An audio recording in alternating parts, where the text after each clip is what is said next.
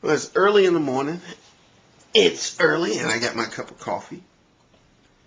I'm going to drink my coffee. And I was thinking about something this morning that I decided to talk about. And that is about personal beliefs.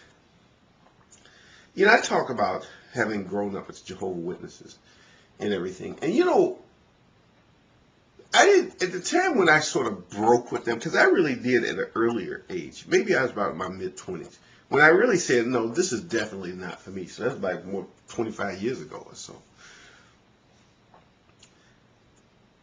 I just broke with that because something just didn't seem right.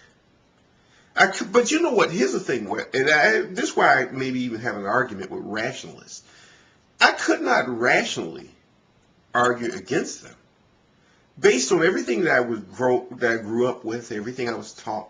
I really couldn't reason out why something wasn't right, but I just felt something wasn't right. So I followed my feelings, and I just broke off with that.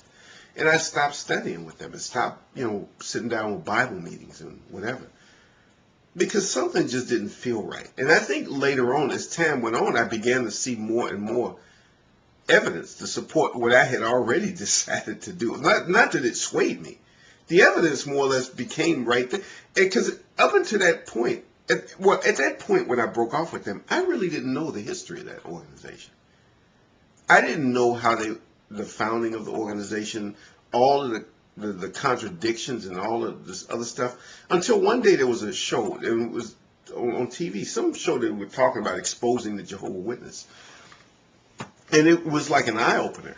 And all the information they gave are things that you can actually do research on and see for yourself to see whether or not it's true. That's the one thing that is the case, though, about a lot of things. Some things you know before you actually know it. I mean, that's why I kind of I'm almost I wouldn't use the term anti-rationalist, but sometimes people who are extremely rational actually don't help. You know why? Because sometimes you know something's not right before you can reason it out. Sometimes you know something isn't right before you can actually come up with a rational explanation for why it's not right. You just have a feeling. And rationalists would say, oh, don't trust your feelings. Don't trust as Richard Dawkins said, well, you can't trust your personal feelings. I always like to do the English accent. You can't trust your personal feelings. Well, sometimes you do have to trust it because sometimes things don't seem right. Some things just don't add up. But you can't really figure out what it is. You think about it and you think about it and you think about it and you say, yeah. But you say, no, since you can't come up with a reason for why it's not true or why this doesn't add up, well, then you have to stick to it. You have to stick to it until you can come up with a solid 100% blow you away answer that, yeah, this is not the right thing to do. But anyway, what it comes down to is what I kind of think about now is that the real issue was that everything they taught ran contrary to my own personal beliefs.